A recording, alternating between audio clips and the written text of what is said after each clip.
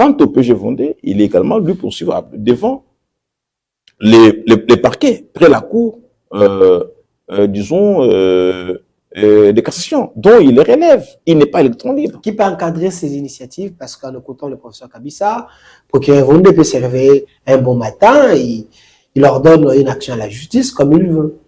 Oui. Selon ses imères. Non, pas selon ses imères, selon ce que la loi prévoit. Voilà pourquoi les gens qui n'ont pas poussé très loin avec l'étude de droit ont toujours vu que les études, je veux dire, ils ne voient pas ce que l'autre voit. Okay. La philosophie du droit, ici, le droit judiciaire chez nous, elle est seule selon laquelle aucun individu ne peut échapper aux poursuites pénales. Si le chef de l'État a même une juridiction devant laquelle il peut être interrogé, à force qu'un procureur général. C'est pas possible. Donc il n'a pas un pouvoir illimité. Il n'a pas un pouvoir illimité. Donc le pouvoir arrête le pouvoir. Mais tu as bien dit. Mais tu es trop intelligent.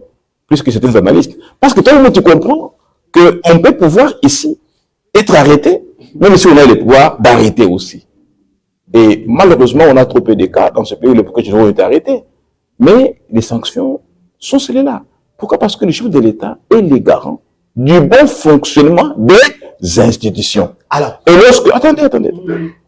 Quand on dit, vous savez, le pouvoir judiciaire est un pouvoir, comme le pouvoir législatif.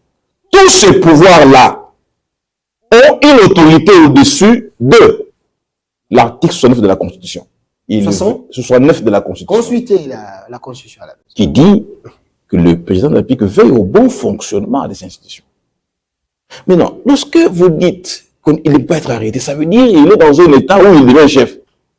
Pendant que le chef lui-même a une juridiction devant laquelle il répond. Non.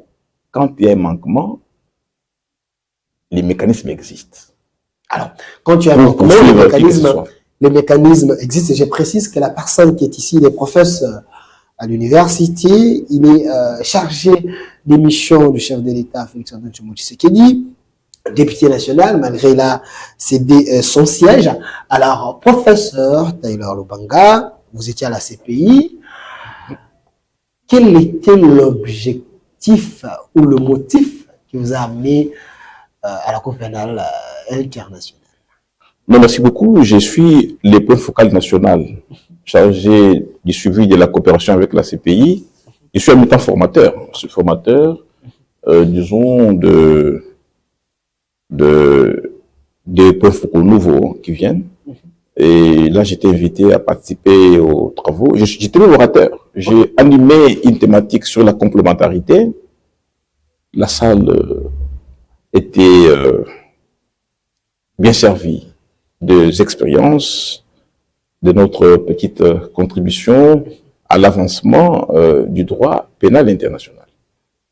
Donc, j'étais à la CPI comme point focal et formateur, parce que j'avais une thématique principale. Effectivement, j'ai été désigné rapporteur général des travaux de tous les pays membres, parce que c'est moi qui ai fait le rapport, effectivement, des travaux. Travaux du droit romano-germanique, c'est-à-dire le droit français. Les pays francophones qui sont à la CPI, c'est moi qui ai joué le rôle de rapporteur général avec beaucoup d'amour de mes collègues. Mais l'idée, c'est d'arriver justement à maintenir la coopération que nous voulons, que le président de la République désire, entre la CPI et nos juridictions nationales. Parce que nous tendons vers l'instauration d'une Cour pénale spéciale pour le Congo, qui est en fait une réponse au plaidoyer fait par le président de la République au segment du haut niveau, tenu au mois de mars 2024 à Genève, où il a invité les bailleurs de fonds à appuyer les efforts, la volonté qu'il a, lui, le président de la République, à pouvoir créer un mécanisme spécial pour ramasser les crimes commis avant l'entrée du statut de Rome en vigueur, c'est-à-dire les crimes de 96, qui sont répertoriés dans un rapport appelé rapport Mapping. Les crimes commis ici, dont les auteurs ne sont pas ou ne peuvent pas être déférés devant la CPI et qui courent les rues de manière à assurer qu'il n'existerait plus chez nous des crimes sans peine. Et qu'il faut lutter contre l'impunité des crimes les plus graves.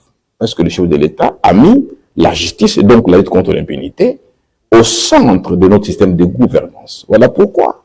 Et à la lumière de ce vœu du président de la République, Et dans la philosophie qui est la sienne, état de droit au niveau international, votre humble serviteur a été chargé depuis 1 an et demi à assurer de la manière qui convient